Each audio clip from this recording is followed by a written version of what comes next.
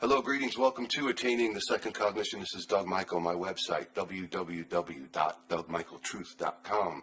Ladies and gentlemen, I'm very excited about today's presentation because joining me is author, researcher, my partner and friend, Mr. Endall Beall. Hey, Endall, how you doing? Thank you so much for taking your time today. Doing real good. Thanks for getting the opportunity. Yeah, I know we've been promising this for a long time. I'm glad the day's finally arrived. It's so hard, ladies and gentlemen, in our busy schedules to find time to really get to do this, but I'm glad we're finally doing this. It's fixing to be a very intense conversation. So to start with, Endall, can you just give the listeners a little bit of a background of how you came into this research? I'm like you did, or anybody else that's gone into any type of this research, that stumbles on the conspiracy stuff. Something's not right. So you start digging and run off in a lot of different directions, trying to find puzzle pieces that make, pieces fit together. And it seems the more you dig, the more disconnected it all seems, and it's very hard to come up with a cohesive picture, just like I'm sure you did with your own research. That's absolutely. I think the biggest difference between you and me is that while you were looking into more specifics like Fukushima and SSRIs and things of that nature, I went more down the road of looking into comparative mythology and comparative religions and things like that. And I think that's what makes us a dynamic team, is because we've both done a vast amount of research in different directions, which gives us a vast amount of data to pull from. Yes, and one question that I've been receiving quite a bit, both privately and on the comments threads of our presentations, is simply, what is the Hapiym? Now, ladies and gentlemen, this is a term that's been coined by Endall and Mrs. Beall, and it stands for Hacker Program in Your Mind, Hapiym. So I'd like to get some of Endall's insight into really explaining what that is. So if you could, Endall, what exactly is the Hapiym? Well, I put in the demystifying book, towards the tail end of the book, that this whole conscious progression, it is a progression. Where I was when I wrote that book, I put in there and says, well, by the time you get to this point, I'm moving on. Conscious advancement does continue. And in the past couple of weeks, I have finally come into the realization of what this Hapiym is. And it is, in fact, an energetic virus. It is not a normal part of human beings. It's a virus that replicates itself and infects humans just like a flu virus or a cancer does, but it is energetic in nature. It is passed on from generation to generation as it replicates itself. And when it does that, it attaches to us probably at birth. I don't think it's an in vitro infection. I think it happens when we hit the energetic environment. I think the virus passes on through the human energetic field and then it attaches to the form at that point. And it attaches to, what I call the body mind, which is, the ego part of human physiology. And I'm going to have to qualify that a little bit. Right, so you're saying that the ego is not the Hapiym, but the Hapiym is kind of an invader parasite, if you will, that attaches to that aspect of the psyche. Is that correct? That's correct. A lot of people, based on all of these thousands of years of religious indoctrination, they are in the belief that the soul animates the human form and that every human species has a soul. And that's not wholly correct. If we look at the human body is an autonomic system. As long as the parts are functioning, the body will stay alive. The ego is a very small part of that physiology that serves to protect the mechanism, serves to protect the body. And that it's the fight or flight mechanism to either run away or fight when you don't have a choice. And it is there that when the body says, I'm hungry, it goes finds food. The ego gives us a sense of individuality, but beyond that, the ego has a very small role in the human psyche. As we develop from children into adults, the ego shapes as a personality. Now, the problem with this virus is it attaches to that self-identity aspect because the virus itself, it's a blank slate. It doesn't have a personality. It's an instinctual virus like an amoeba. And a lot of people may not realize that an amoeba replicates through what they call binary fission. When an amoeba makes another amoeba, it's a duplicate of itself. This Hapiym virus does the same thing. It has no consciousness of its own, and it has an instinctual need, a really bad need to cluster in hives. So once one becomes infected with this virus, and through cultural indoctrination, it creates this need to hive with others of its kind, if that makes sense. Yeah, so you're suggesting that the Hapiym basically convinces the ego to want to be, one of the herd, one of the crowd. Is that right? What you're saying? Okay. And that's the instinctual nature of the virus itself, because it's designed to hive and to replicate itself, and it has its own instinctual survival mechanism, and not only does it tap into the ego center of consciousness, it also extends like tendrils or ganglia throughout our entire physiology, and it taps into the emotional center, and it can generate emotional responses and physiological responses whenever its host does anything to displease the virus. This is particularly notable as people are trying to pull themselves out of the quagmire of first condition. They have anxiety attacks, or they feel physically sick, or you can see the blood drain out of their face when they come face to face with the realization that what they believe is utterly and totally wrong. And this is how the virus itself manipulates our physiology, and because it's energetic in nature, it has to have an energetic environment. So what it does is it takes our emotions and it artificially amplifies them, and it continually dumps this emotional energy into its environment. Our planet is nothing more at this point in time than a rich hive environment with humans everywhere, emitting these over-amplified emotional energies into an environment that keeps the Hapiym happy, but it keeps humanity continually at odds with itself. Right, and we see this massive push everywhere for total collectivism, whether it's multiculturalism or, individuality is very much discouraged in our world. And would you say that's a direct result of this Hapiym virus?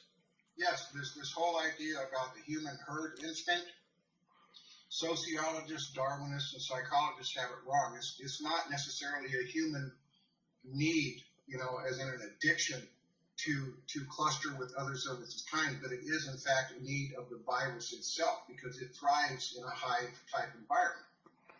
And basically, when we become infected with this virus, it takes on our personality. It makes us believe that the virus is ourselves.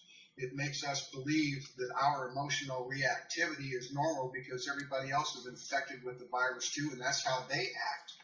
So through this emotional emission, through the human energetic field, and this desire for this Hapiym to move into hive clusters, we have all of these different herd mentalities: communism, capitalism, Christianity, Islam, whatever it is. As long as there's some type of herd collective that this hive can attach to, that's what it's going to do. And I don't think it's an inherent human nature. And being the hive-oriented infection that it is, it can't stand being by itself, because of its instinctual desire, imperative, if you will, to cluster in a hive. And this is why when we try to remove ourselves from the first cognition quagmire, we're not really just, fighting against ideas. There's an energetic connection to this whole hive environment that covers the planet with this energetic attraction, this resonance generated by all these Hapiym-infected human beings. So the difficulty in trying to move yourself out and move into the second cognition is like trying to break an opium addiction or something. because we all have this inherent hive addiction, and the Hapiym cell in each one of us keeps trying to pull us back into that. And this is why so many people seem to fail on their road to advancement. Like, I don't want to lose my friends. I don't want to become socially ostracized. Well, that's not you. That's the Hapiym demanding, no, keep me in the hive, keep me in the hive. And this is why it's so damn difficult to get out of this quagmire, because there's an energetic quicksand, if you will, of the Hapiym living in a Hapiym-filled environment that protests about being by itself, because it has this energetic imperative to cluster and hive. And would you say too that the things that the ego identifies with, say, I'm this, I'm that, I'm a doctor, I'm a whatever, or I'm a Christian, I'm a Catholic, whatever it may be, would you agree that the Hapiym it's almost like we become convinced that that's who we are, which is why primary consciousness is so veiled by this hacker program? Do you think that's accurate? Yeah, what it does is it takes on our individuality and it amplifies it. It's like your identity on steroids under the infection. And so when you see people the way they are, well, I'm a victim, I'm a doctor, I'm a this, I'm a that. What it is an over amplified version of yourself that's perpetrated by the virus, mimicking your own consciousness. And there's no balance with that.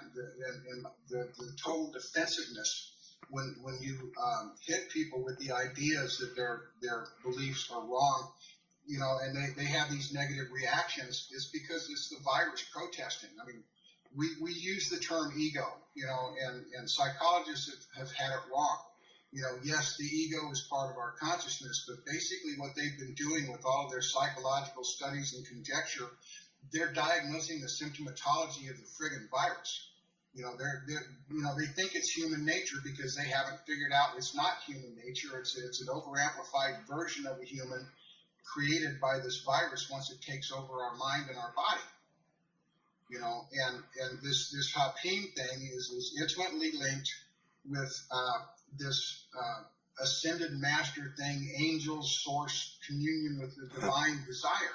Yeah. When the human form dies, the Hapiym cell, being energetic, it's not biological, it's energetic. So when the form dies, the Hapiym cell goes to the great hive cluster in the sky, the great white brotherhood, the source, or whatever it happens to believe.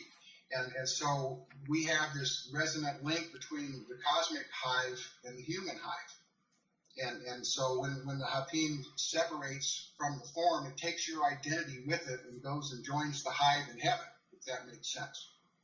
Yeah, I mean, would you think that's why it's so difficult for people to, reach the observer status and put to scrutiny everything that they've been conditioned to believe and really start to get a glimmer into what second cognition means?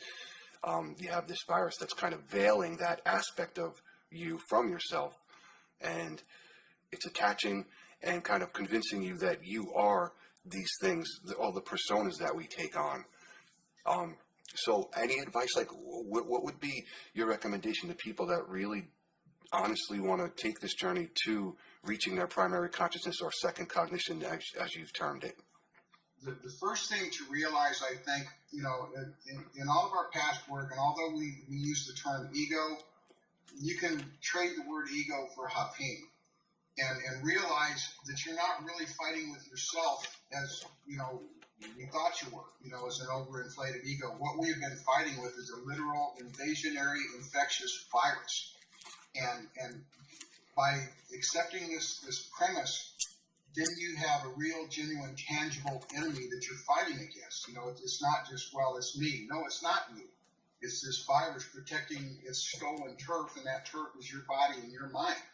And if you can embrace the idea that you're actually fighting against a literal, internal, invasive adversary, the Hapiym infection, then maybe it will give you the strength to push through whenever this virus rears its ugly head and makes you feel bad and makes you feel sick at your stomach when you have your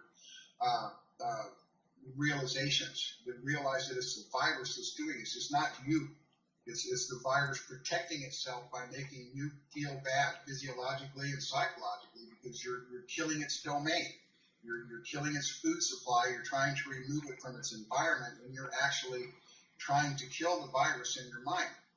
And the process that we described in eroding beliefs is actually part of that process. Every time you can erode one of your beliefs and can kill the fear mechanism associated with letting that belief go, you're killing off one of these ganglia or tendrils to where the virus eventually loses strength. And when they're all gone, there's no virus. You're basically killing the virus one step at a time by challenging your beliefs. And when you get that final threshold, get that last little belief that the Hapiym is hanging on to, then you get that cognitive rollover. I'll tell you, you are fighting an actual adversary. One thing I've learned a lot about working together with you has been the theosophical / Fabian connection to so many things in our culture. So let me ask you, Endall, why do you suppose it is that mainstream psychology has not figured this out? Well, if you go back to the roots of the development of psychology as a science, if you look at people like William James, who supposedly professed to be the father of American psychology, James was actually served as president at one time of what they called the Society for Psychical Research. And Madame Blavatsky also sat on the Society of Psychical Research. And because Blavatsky was channeling these inorganics, and because James was an advocate of mystical, they were trying to create what they call spiritual science. Now, their version of spiritual science was basically this belief in divine thinking. But when we realize that the divine, as it's been peddled to us, is nothing but the discarnated, hive cells from the humans that lived on this planet, then we can realize that William James and another founder of psychology, Pierre Genet started the Society for Psychical Research in France. Sigmund Freud, he gets held up as the pinnacle for, the father of psychology, but it's removed from the psychological historical teachings. But Freud was accused, there was a major scandal, he was accused of plagiarizing the works of Pierre Genet. Pierre Genet was also one of these mystical, spiritual scientists. So the foundations of modern psychology are deeply steeped in collaboration with these inorganics, and the inorganics are nothing but the discarnate hive cells that have gravitated to, an off-world cluster. Alice Bailey in her books referred to these guys, the Ascended Masters, the Great White Brotherhood, as the planetary hierarchy. This planetary hierarchy is nothing but the discarnate Hapiym cells that left human forms and stole their memories and identities and moved into this hive cluster. So the foundations of modern psychology, regardless of how materialist it has become since then, has its foundational roots in theosophy and in mysticism. Carl Jung was deeply steeped in theosophy as well, and when he parted ways with Freud, he jumped on board with Pierre Genet's studies. And when Jung put out his theory about the collective unconscious, he was close to this, but he didn't quite figure it out. He thought that the collective unconscious was some type of genetic, hereditary, biological thing, and it's not. The collective unconscious that he was theorizing is basically the collective unconscious of this hive that has infected humanity, that passes its memories on from generation to generation. And because the Hapiym itself doesn't have any language, it does carry forward the symbols, which is why Jung said that, symbols rule the subconscious.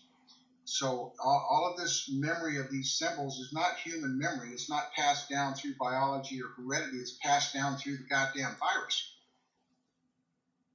The collective unconscious is the collective of the hive mind itself. And as it replicates and passes on from one human generation to the next, it carries those memories of those symbols, which is why humans all around the planet carry this same symbology buried in their psyches, because it's the Hapiym itself that's carrying it forward. That's the collective.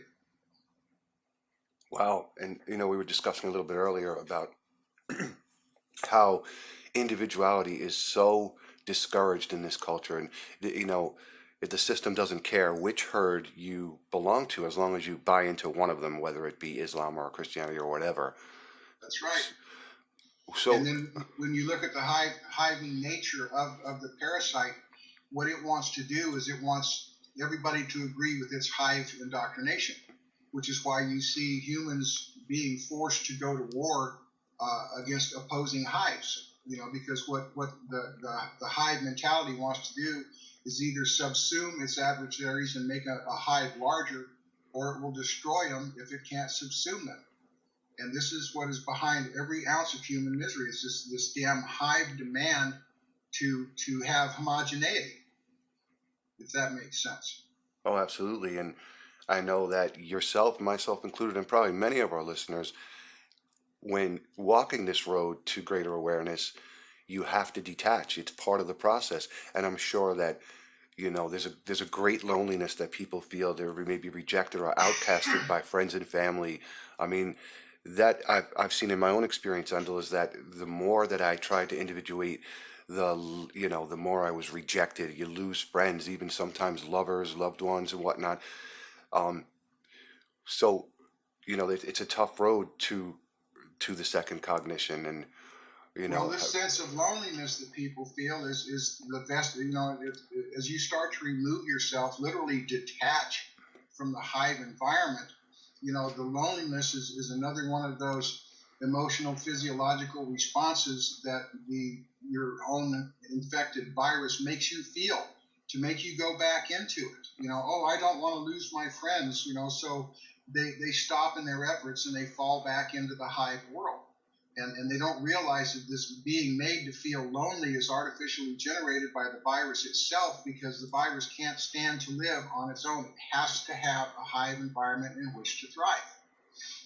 And this is why people are confronted with this feeling of loneliness and feeling isolated, because it's the Hapiym in yourself making you feel that way, to make sure that you don't leave the hive environment. And when you can look at how this thing manipulates our emotions, across the spectrum, then you can realize why we have the difficulty in extricating ourselves from the energetic hive environment that surrounds us as a species, because everybody's infected with this thing, without exception.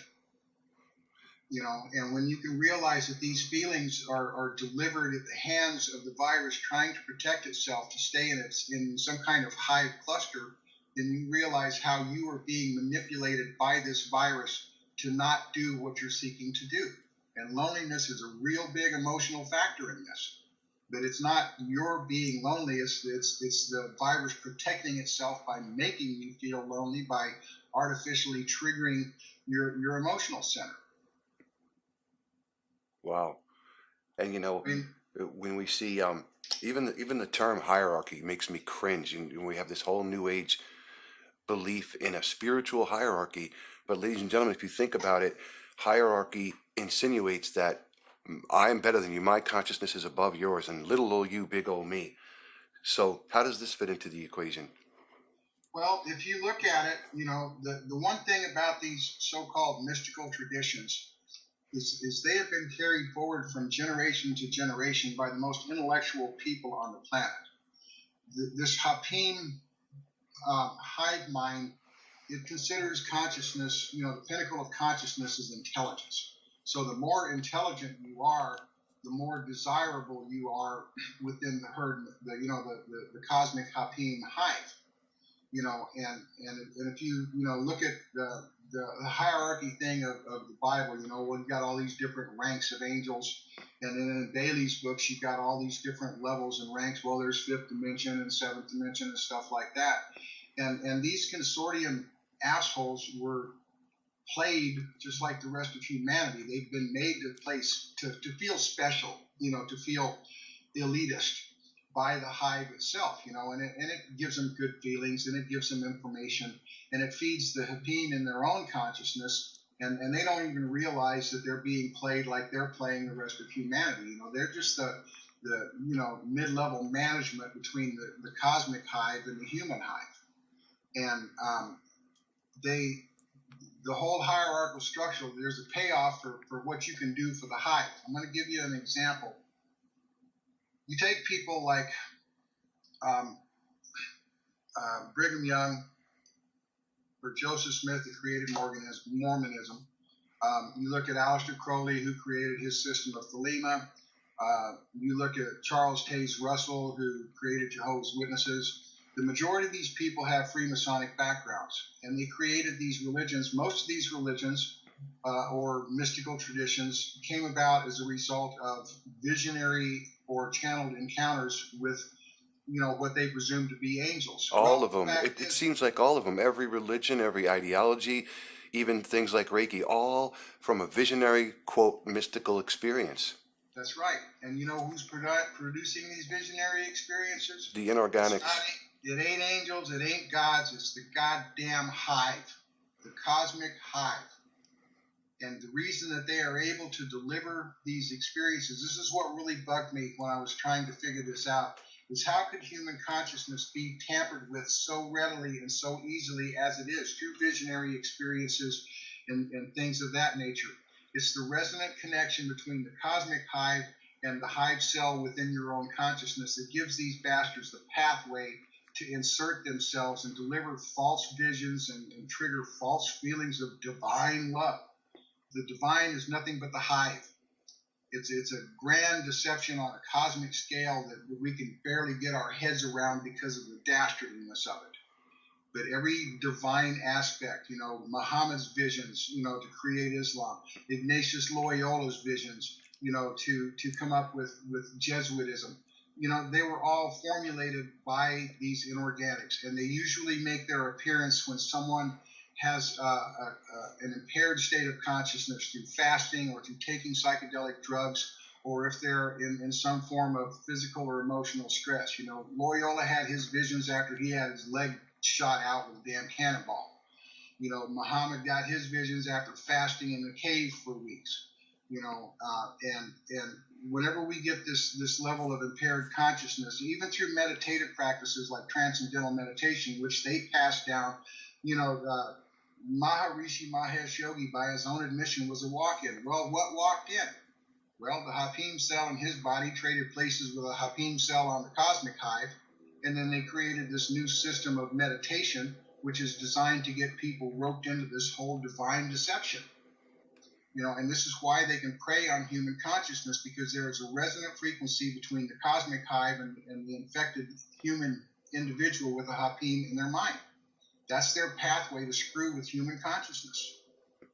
And the more you attack this, and I know a lot of listeners are going to think that, I'm utterly full of shit, but if you give this fair consideration and you look at every aspect of what's going on with so-called human nature, you're going to find out it's manipulated.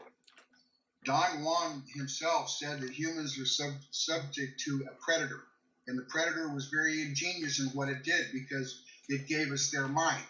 When you look at the Hapiym energetic viral cell as the mind of the cosmic hive, then Don Juan was 100% square dead on the mark.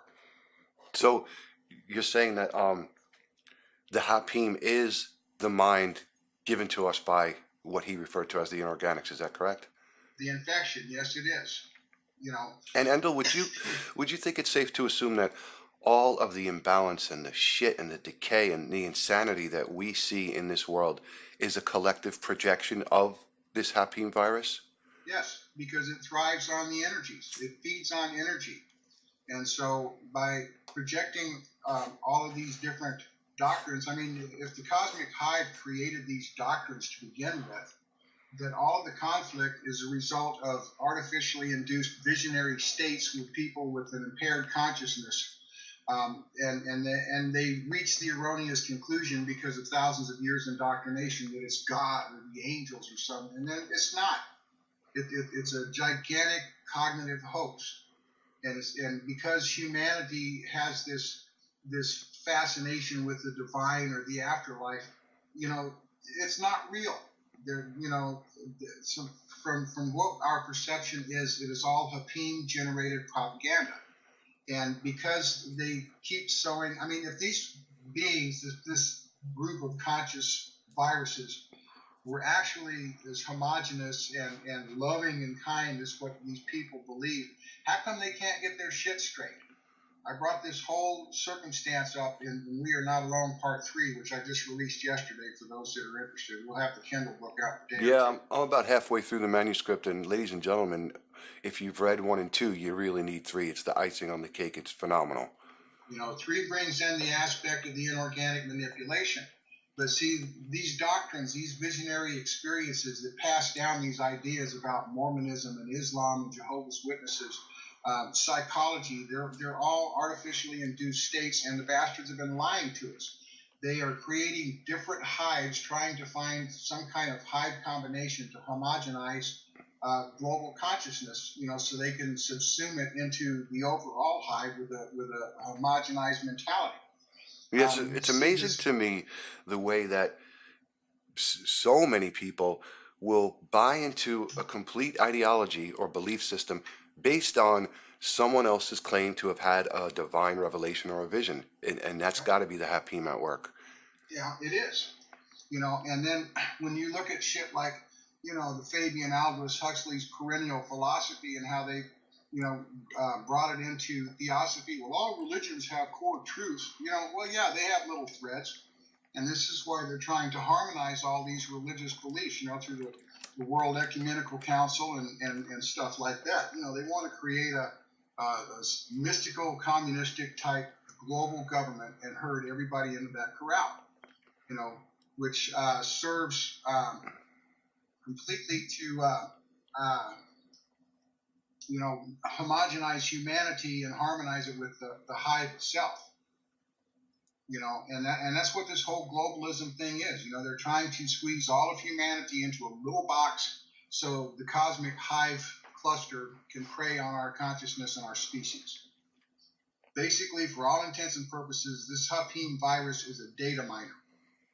It's trying to steal from human consciousness what it does not possess and cannot create on its own, because it is not a real consciousness. It's a fake artificial consciousness, and it only exists based on the personalities of the host that it stole when the host dies. Wow. I mean, So it's really... we've done a lot of talking about the creation of a new paradigm or an entirely new cognitive framework, if you like. That's the way out of this shit, isn't it? Yeah, because working towards a second cognition, going through the process of eroding the beliefs is what slowly and systematically kills the virus. When you can kill this virus in your mind, then you step into your genuine consciousness. A lot of people, there's a lot of discussion on souls. It's a big mystery. I have a theory on it. I can't totally substantiate it. The ground crew there are sentient consciousnesses. We're old, ancient. We have been in and out of many different creational matrices fixing bad creations. And I think that the creation of the soul is basically a sliver of a sentient consciousness. It's like a baby consciousness, so to speak, which can develop and in time turn into a sentient awareness. I think the soul was introduced into this species, as a splinter of sentient consciousness, is sort of like an antivirus to the Hapiym, to inject consciousness into a form that was basically a construct. The only animating force being, the little bit of ego. Because even animals have ego. All you got to do is watch animals. Everybody's got this inherent operating system, self-identity and survival, and that's basically what the ego is. But and that's all it really needs to animate a form. This idea that we have to have a soul to animate a form, that's not so. You look at that sheep they cloned. Do you think that the soul of the original sheep that it was cloned from transferred into the new sheep when they cloned it? No, it was a construct. Okay, so I think that the soul was designed to insert into human form, to insert a piece of sentient consciousness as a sort of antivirus to the Hapiym to help elevate humanity above the effects of the virus. I think it's like an inoculation. And would you say that rub people wrong? Would you say that many people, if you look at the world, don't have this inoculation? Because a lot of times it's like golems, empty vessels, I call them, these sleepers that they're never going to wake up. They're almost like an automaton. So Well, psychology has a term for it. It's called psychopath.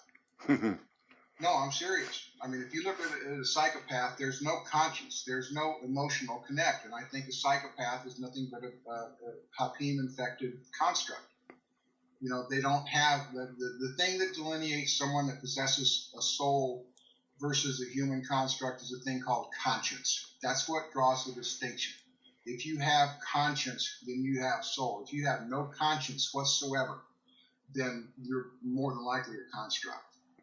I don't think that we're heavily laden with constructs at this point, but if you look at how the world is going and how many more psychopaths seem to be, manifesting, got to make you wonder.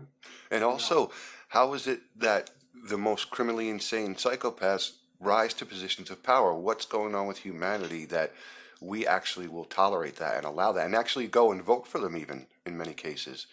Well, part of it has to do with a lot of the psychological preparation, to make us just buy that stuff. The other part is that these psychopaths are, they've been involved with the cosmic hive mind, the Great White Brotherhood, for a long time. And people have to realize that there is an energetic element of this, and I'm writing a book on this topic right now, and hopefully I'll have it finished in, the next week or so, and then I've got to, publish and edit it. Would you care to throw out the title of that? It's called The Energetic War Against Humanity, the 6,000-year war against human cognitive advancement. And it's all about this Hapiym. Everything that came before it in the Evolution of Consciousness series lays the foundation for this. And this is going to be probably the third volume in our second cognition series after we get our next book published, the Breaking the Chains of the First Cognition. And folks, we're in the editing stages on that now. We should have that published in the next week or two at most. So just to give you a heads up. But this energetic war, it goes substantially deeper than what I'm able to share in this interview. There's going to be more information in the book. And it's not that I'm withholding, it's just that it gets so twisted and convoluted, it takes a lot to explain it. Endall, how does eugenics and transhumanism fit into the energetic resonance of the Hapiym? How does that fit in? Well, I think what's going on is we have these Hapiym-infected elite on this planet. And I think, in all honesty, I think they're seeking immortality. And they're using humans as their experimental fodder. But they think that by doing like the Orioners did when they created the Anunnaki, by gene splicing human and animal genetics, that they can find some doorway to immortality, because now that they have control on this planet, they don't want to let it go. They want to sit here and reap the rewards of all their hard work, don't you know? And I think it's a data mining operation too. Humans have like 97% of what they call junk DNA. I think they're trying to, through eugenics and transhumanism, I think they're trying to find out what's in that other 97%, thinking, that there's something there that they can steal. And I think it's all inorganic generated. The inorganics are the Hapiym. The two terms are interchangeable, calling them inorganics and then using Hapiym, cell. One is an individuated cell, the other one is the cluster.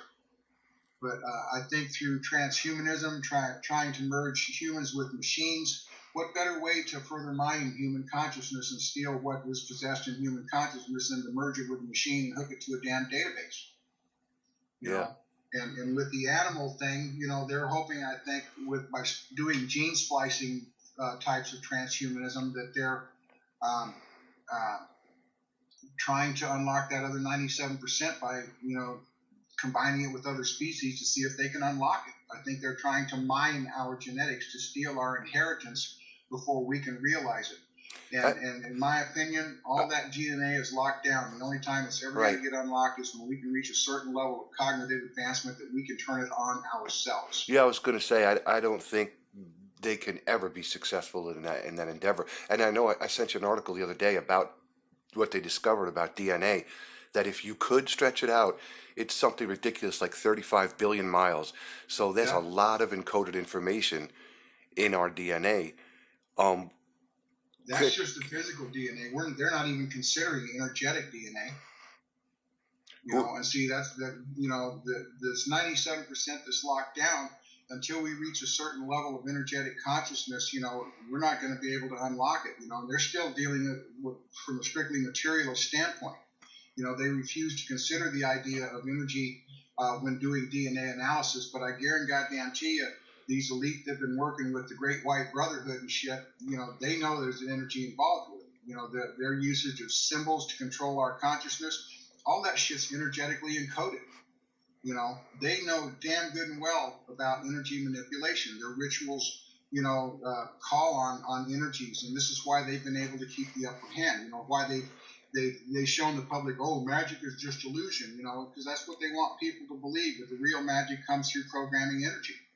And when you can take the energy from a child sacrifice or child molestation or sex magic or whatever and amplify that energy and point it like a weapon, that's how they control humanity. It's all goddamn energetic in nature.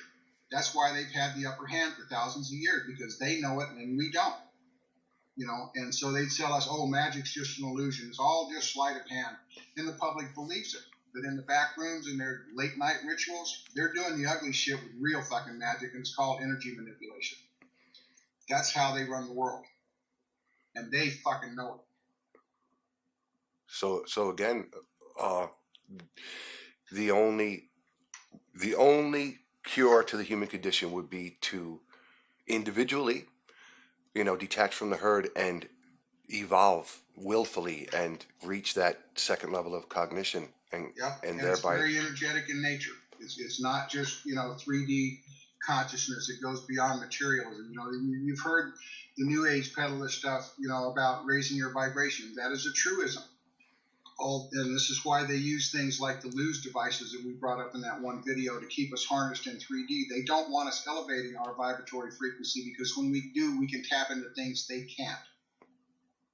And I mean, the Great White Brotherhood did a superb job with stealing our message and then putting their stupid divine ass spin on it. There is a lot of truth in that stuff, but discerning where the truth stops and their bullshit begins is very hard. Anytime it leads down to be a servant, be subservient, serve mankind, and worship the divine, that's where the bullshit comes in. There is no goddamn divine. It's a myth. It's a hive illusion. It's nothing but the Hapiym wanting to go with this other Hapiym. And people have to realize that the Anunnaki were just as infected with this virus too. So when they died, or anybody died on this planet, whether they were an Orioner, an Arcturus, or an Andromedan, their Hapiym gravitated into this planetary hive cluster. So there was a lot of intelligent information that was stolen from every species that had its form die on this planet. That's why they seem to be all-knowing and all-wise, but they don't know everything. It's just a myth. They want us to believe it, keep us cowed and bending our knees at their sorry-ass divine altars of bullshit. I'm serious. I mean, when you consider this stuff in all of these permutations, folks, you can see it for what it is. It's a virus that steals consciousness. But it doesn't steal consciousness. It steals your memories. It steals your intelligence, and then it reports back to the hive.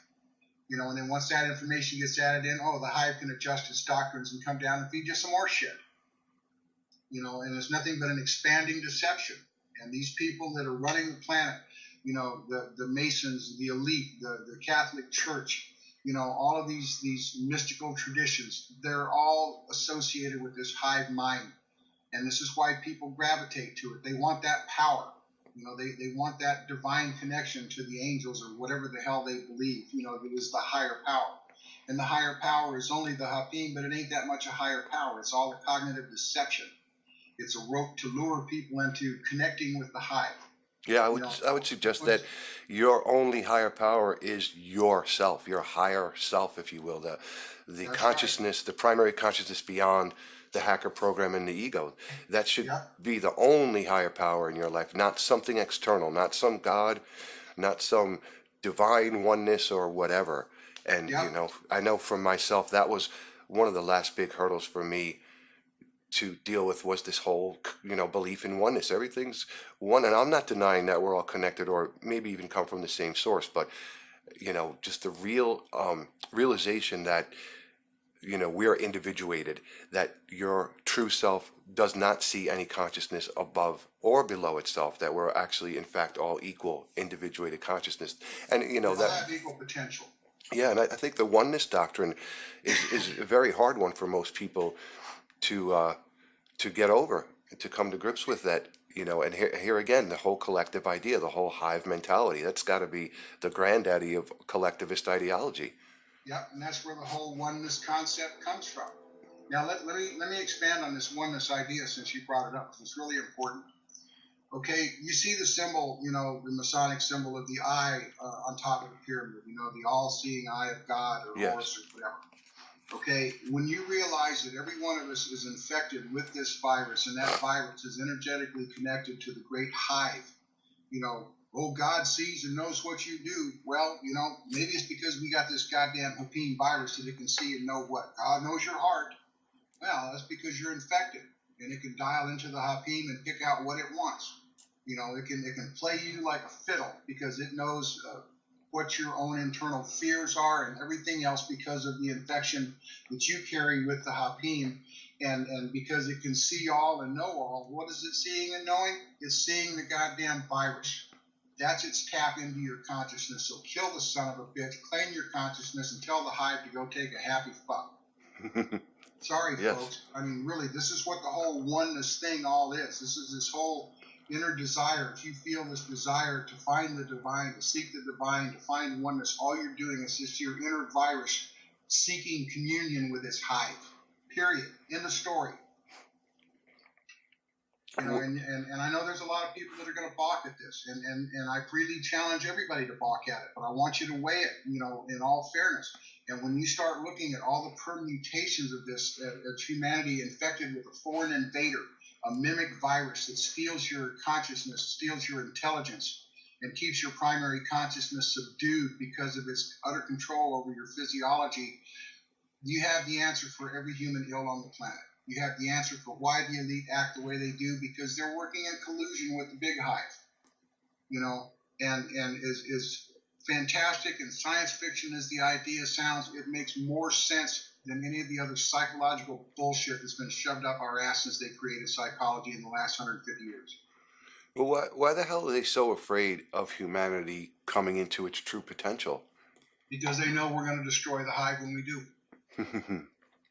The hive cannot understand higher level consciousness. It can operate at different frequencies. It's not just a 3D thing. Every human species, whether they're 8D or 10D or 12D or whatever, this Hapiym virus has infected every human species across the cosmos. Every planetary species has its so-called hive planetary hierarchy. And the all-seeing eye at top, it's the hive queen, and all these different clusters. And ultimately what it wants to do is take over the universe, and this is what the ground crew is here to stop. We're here to put the son of a bitch virus out of business once and for all, to where all of humanity and all of the universe can progress into something positive rather than devolving into tyrannical destruction. That's the ground crew mission. We're here to destroy it. We got to destroy the virus in ourselves before we can help heal others of the virus and its effects. Yes. And that's what we tried to emphasize about psychological and spiritual healing. This is what we're trying to heal people from eventually, is this goddamn virus. Just like you have to go through treatments to cure any bad disease, your antibiotics or whatever, this virus is going to take the same type of thing. But we have to first realize it's energetic and how it plays on our consciousness and physiology and how it keeps our species subjugated. When we can transcend it ourselves, then we have the wisdom and the tools to help others transcend it, provided they will want to go there. But you have to see it for what it is. You don't know what you're fighting until you see what you're fighting, and only a couple of weeks ago have I figured all this out. And then people, they can call me Looney Tunes, they can call me ready for the crazy farm, but I really don't care, because all the pieces fit. I've been trying to poke holes in this thing for 2 solid weeks, and I can't find any. No, I invite every listener to try and poke holes in it. I hope if you can find one, let me know, because I'm not finding them. No, it makes perfect sense to me. It puts a lot of things into perspective. And when you see this great white brotherhood nonsense and see how it's permeated, from theosophy into the new age, and then you couple it with political globalism, it all makes sense. I mean, it makes 100% sense. And because it's all energy in nature. It's like, it's an energetic virus, and our science is so wrapped up in materialism. Everything's biological, everything's material. Bullshit. Yeah, the universe operates off energies. It doesn't operate off 3D materialist perceptions. Yeah, well, 3D is just the manifestation of coalesced energy, isn't that right? As far as I'm concerned, yeah, and it's only one dimensional frequency of coalesced energy. People think if they hear a discarnate voice that it's somehow etheric. Bullshit. We've got other human races out there. Who do you think? Where do they think they got the genetics to make this race? There are pre-existing human races that are more ancient than we are. We're the new kids on the block. I'm serious. We are. Sure. And we've got to get over this species arrogance. That God made the universe for us. That's the biggest bunch of malarkey. And it feeds the Hapiym. Oh, I'm special. God made the universe just for me. The universe spins around our planet. Malarkey. Yeah, the arrogance in that. Yeah. But this is what the species is bought into, and that comes with the Hapiym itself, thinking it's so special. When you put it in a hive cluster, that specialness starts crusades and jihads and world wars and everything else. It's nothing but the goddamn hive trying to, make itself expand. Make everybody walk alike, talk alike, think alike, and act alike. It's like Patty Duke, Jesus. Yeah. So, on a practical or pragmatic perspective, what does the new paradigm look like? I mean, we're basically fleshing it out, or here to do that. What might it look like? At these opening stages, we have to work sort of with what we got. There are a lot of people out there that are primitivists. They think that if we can go back to loincloths and limited and teepees, that we're going to be better, which I think is utter hogwash. I am not averse to technology. I am averse to technology being used for tyrannical means, which is what it has turned into. We have become technological addicts. And the addiction, always wanting something new, the next iPad or iPod or whatever the hell it is. This is all part of the propagandizing and consumerism. I think we have a lot of good technology that I don't think we need to arbitrarily trash. If we reshape our consciousness, then we can find out, what we want to keep and what we want to throw away. I mean, we don't want to continue putting up nuclear plants if we can't dispose of the waste. That's just, insanity. There's other options for power. Tesla tried them, and although Tesla may have not worked out all the bugs, there are alternatives to fossil fuel and nuclear material. And until we can get past this control of the oil companies by these elite, bastards, we're not going to really see the alternatives, because everything is being repressed. There's just not a lot of thought in it, so I don't think we need to arbitrarily trash technology. I think we need to stay away and be very goddamn cautious about creating artificial intelligence. I mean, there's enough warning movies about AI, like with Terminator and Skynet, Colossus and the Foreman Project.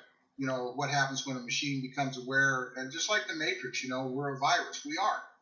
Under the operation of the Hapiym, there's no sense of community anymore. It's all self-oriented, selfishness. Meanwhile, the potential that we have as a species is absolutely monumental. Yeah, let me give you a scary scenario. These guys right now, with their complete misunderstanding, they think that the way humans react emotionally is human nature, and it's not. They're trying to replicate human emotions in a robot.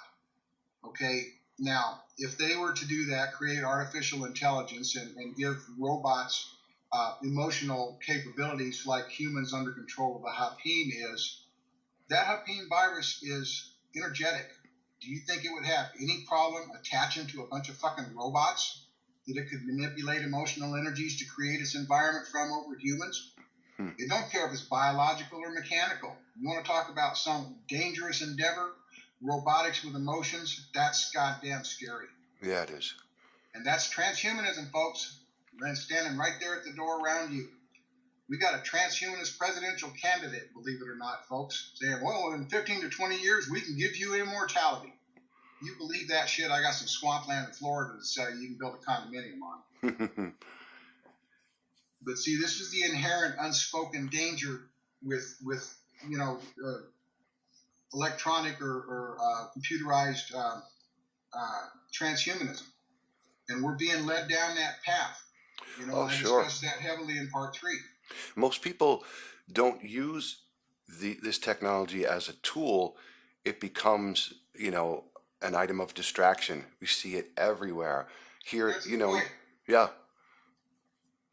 And here's another aspect of that you need to consider.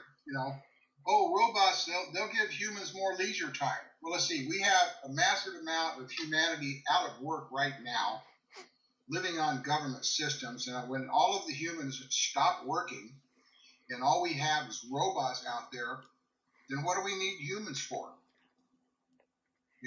Well, how are we going to feed and house and clothe all these humans that the robots have taken their place when we already have a world with rampant unemployment? Yeah, and just to reiterate the horror of this idea, with all these shootings in Dallas that just occurred, it was a drone robot that killed one of the snipers.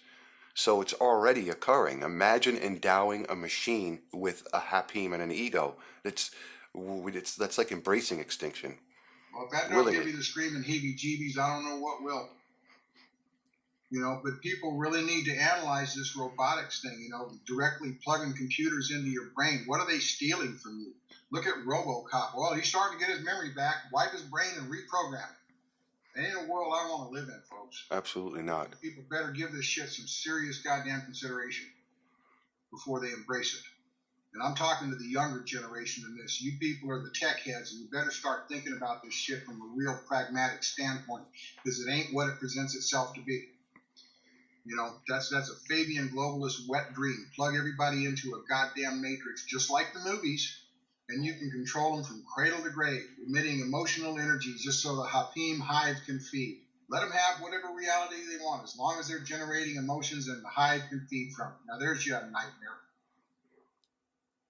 Yeah. Sorry to be so negative, folks, but this is what's called spiritual pragmatism, and people better wake the hell up and pay attention to this shit.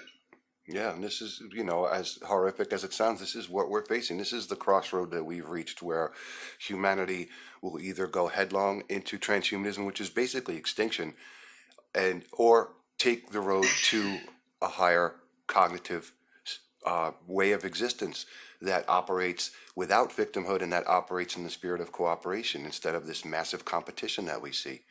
That's right. And there's some, good philosophical ideas out there. We're going to have to turn, cities into self-sustaining circumstances, if that means roof gardens or whatever. We can't just keep building hive clusters called cities and go out and steal what they want from the people that are producing it. Well, if you won't give us what we want in trade, we'll come out and steal it from you. Isn't that what we just did with the Iraq wars? Oh, you don't want to give us the oil? We'll come over and take it from you ourselves. That's the Hapiym in full sail, folks. That's humanity's legacy under the infection of this virus. The second cognition is different. It means common sense cooperation. It means community, not communism. It means working together rather than competing against each other. And how this thing is all going to take shape until we get enough of us to cross that threshold, I don't know. We're going to have to revamp the entire educational propaganda system. Absolutely. We're going to have to revamp the law system. We're going to have to revamp the political system, and law and politics may well go the way of the dodo, because they're only there to control egos. When you have a culture of people that know how to comport themselves, they know they have the conscience to know not to do certain things, you're not going to need laws. You're sure as shit not going to need politicians. Most of the stuff is probably going to turn more local than global. Each community fulfilling what it needs, and trading with other communities or whatever. We're not going to have these gigantic global enterprises, these global corporate systems, because all of that is designed by the Hapiym to homogenize and control the mass of humanity. Right. So I think a big step towards existing within that higher cognitive framework would be the absolute knowingness that you are individuated and respecting each other's right to be their individual self, not demanding herd conformity, not buying into everything that takes that wants to give you identity or take your identity. And you know, to me, really recognizing that you are individuated and then respecting each other's right to do that, yet working together in the spirit of cooperation is definitely a step in the right direction. Yep, and that requires impeccability. And impeccability is substantially different than integrity. You can look at a Christian and defending their beliefs, that's an integrity. But that doesn't mean that it's impeccability because they're still locked into a belief system. I only use Christians as one example. The impeccability is the threshold to the second cognition, and that's the one thing the Hapiym does not have and cannot understand is impeccability, because all it has is intelligence. It has no conscience. With impeccability, then we start to shape a new world. You know, you don't get the second cog without exquisite impeccability. And impeccability means you don't trespass on others in any way, shape, or form, not their body, mind, consciousness, or property. You do not trespass. And at this present time, I don't know how many humans can even embrace that idea, because everybody is trespassing on everybody else every goddamn day of the week. Oh, sure. We've got to stop the trespass. And I think too, you know, we hear all this absolute BS about some magical, you know, shift in consciousness that's been promoted in the New Age for many years now. And I think it's important to point out to people that this is a grassroots thing. This is an individual thing.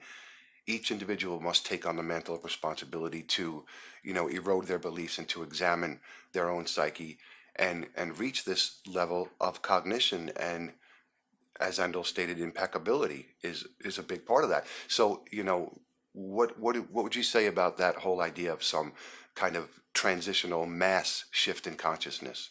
Well, if you look at it from the Hapiym homogenization standpoint, the cosmic hive, the planetary hive, the Great White Brotherhood, whatever the hell you want to call these ascended assholes, they may have been able to reach a certain form of critical mass through belief systems that they could have triggered a Hapiym shift in consciousness, but it wouldn't be a shift of consciousness for the positive. It would have been a shift of consciousness to the hive divine friggin' mentality.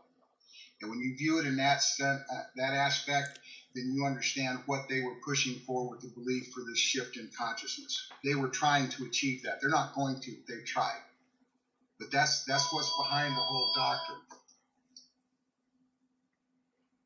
Yeah, then the same thing, we've heard all this crap about ascension, which really is no different than the idea of rapture in the Christian religion. Well, if you think about it, you know, you're a Hapiym in a human form. What are you going to ascend to? You're going to ascend to the hive mind in the cosmic form. Mm-hmm. Whoop-de-friggin' do. Not something I want to aspire to. Sorry to bust your bubble, folks, but let's do a reality check here. When you look at this all from the standpoint of this infectious virus, then all of these pieces fall seamlessly into place, and you don't have to bend anything to make them fit. Sure. And that's why we're presenting this information in this interview, because I want you to really look at it and see it for what it is. And then two, I think another big ingredient in the establishment of a new cognitive framework, or a new paradigm, if you will, is absolute transcendence of the victim consciousness. I think that's a big part of it. We've got a planet full of victims running around, poor me, you know, seeking some kind of external rescue. Well, I'm sure the consortium and its masters would love to provide that rescue to, you know, a bunch of whining victims. Well, and we also understand what that external yearning is for. It's your individual Hapiym spread across this species, seeking communion with this divine hive. It's as simple as that. That's where the whole victim mentality is. Oh, come take me away. I don't like being human. Let me go join my hive brothers in space or whatever. You know, and that's basically the content of all of it. This is what the whole contrived New Age theosophical Fabian agenda is of globalization. Let's homogenize humanity into lockstep robots so the hive can prey on our consciousness and move in and out of individual humans at will. You know, as Bailey said, oh, the gods will walk among us. Well, how are they going to do that? They're just going to play musical chairs with the Hapiyms and certain individuals and replace them and send them onto the hive while they get to rule Earth. There's your friggin' nightmare to think about. Sure, and the Not going to remedy. happen, not going to happen, but it doesn't mean that they didn't try. So if you look at all of these doctrines, you understand what they were trying to achieve. They're not going to, but that's what they were looking to do. Sure, and the remedy to this, ladies and gentlemen, is what Endall and Gemma, another term they coined, which, by the way, it's very, very difficult to do that. If you ever try to make up a word to describe something, it's difficult to do. I challenge you to try it. But anyway, the remedy to this is soika, personal sovereignty over your cognitive advancement, your own willingness to evolve yourself. It's not going to be given to you on a silver platter, as Endall and I have stated in so many of these presentations. It is a personal choice. It's a personal journey. Now, of course, you can act as an advisor, or as we've tried to do, kind of, especially with all these exposés of the New Age crap, is to point out to people where the piles of shit are so that they don't step in it. And of course, you could operate in that capacity, but ultimately, this is a personal, individual thing. It's soika, personal sovereignty over your own cognitive advancement and your willingness to evolve your perspective. That's your internal, unbending intent to make it happen. Don't give up on yourself no matter what happens, no matter what the Hapiym throws at you. Struggle through every bit of it because the payoff is well worth it, folks. I mean, I cannot express to you how much grander a human experience it is when you can transcend all of this virus-controlled consciousness that infects our entire race, our entire species. And I mean, we're not painting mystical pictures. This is achievable, but given what we've explained in this interview, you're fighting against a genuine enemy, and you have to kill that enemy in your mind and in your physiology before you can find this. It's not an easy chore. But everything that we produce in our books, although we in the earlier books referred to it as ego, just replace the word ego with Hapiym, and we have a full understanding. There's nothing wrong in what we did. It was just the lack of definition of the virus itself. Everything we've written is still applicable, except you're not battling you, you're battling this parasite. Right, and then hence, what we've talked about a lot too, this whole docility doctrine, turn the other cheek, and just love and light. And, this is to keep you, ladies and gentlemen, from having a mentality of a warrior. We need to really embrace the attitude of the realization that we're in a war here. We're in a cognitive war, a war for your very consciousness. So I would suggest too, Endall, that people really need to step into that mentality, the true mentality of a true warrior, not a docile, take it up the ass, love and light, just love everything. Because has that done anything to move us forward as a species? Not one bit. In fact, it's dragged us backwards. Well, if you look at who formulated these doctrines of docility, you can understand why they want people docile, why they want them to serve. They just want you to serve the greater hive. Yes. And by being subservient, becoming one of Bailey's world servers and learning to channel and all this stuff, all you're doing is opening up your consciousness even further to this parasitic invasion. So the first war is internally to kill the virus within your own mind, within your own body. That's the first part of the war. How we address it collectively later on down the road, we'll get there when we get there. But we got to do it one person at a time right now. And there's no mystical garbage associated with this. It is gut-wrenching, hard work, and we've all had to go through it. I did, Doug did, Mrs. did. It's not an easy task, but it is worth the payoff.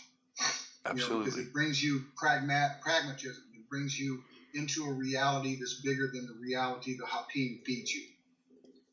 Yes, and I would also point out to our listeners, Endall, that what occurs, ladies and gentlemen, is that you reach an observational perspective.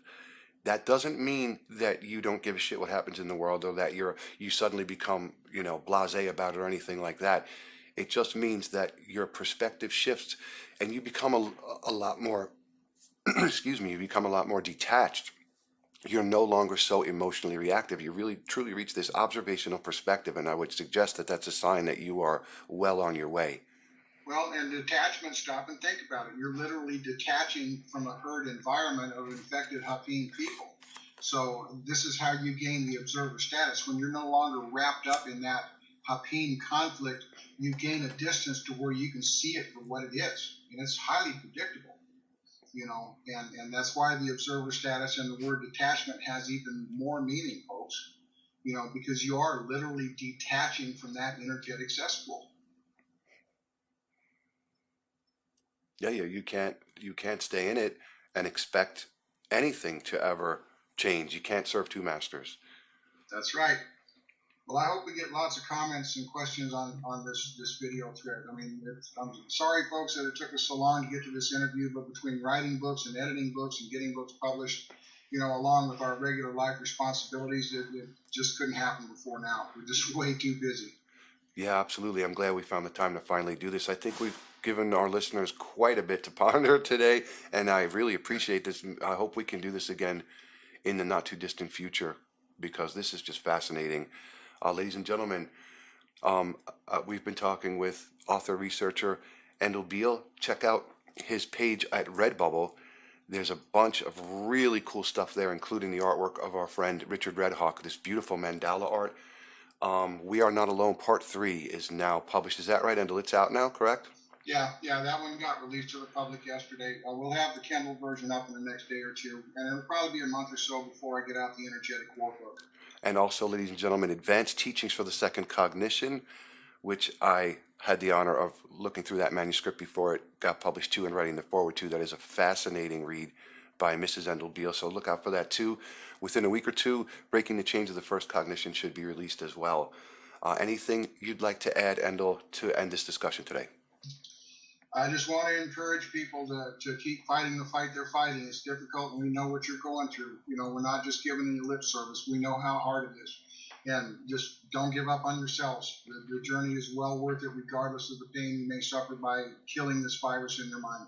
That's the best I can do. Just stay with the fight, folks. Don't give up on you. Absolutely, I agree 100%. It is very difficult, ladies and gentlemen, but as Endall said, it is well worth the effort. There will be loss, there will be pain. You're not going to break free from the Hapiym virus without discomfort and pain and loss. It's part of the process. Many times people feel like their entire identity, everything they identify with, is being crumbling. It's like your entire perceptual world comes apart at the seams. So that is not an easy undertaking, but as Endall said, and I concur 100%, it's very well worth it. The rewards are immeasurable. Very much so. Thank you, Endall, very much for taking your time today. I know how busy you are. And ladies and gentlemen, thank you for taking your time and spending it with us today by opening your mind and listening to Attaining the Second Cognition. It's greatly appreciated. We encourage questions and comments, and we welcome them. I can't always get to all of them, as I've stated before. We're both so busy, but we do try to any genuine inquiry, try to get to all of them. So be patient, and thank you once again for listening to Attaining the Second Cognition. This is Doug Michael. Until next time, walk in peace.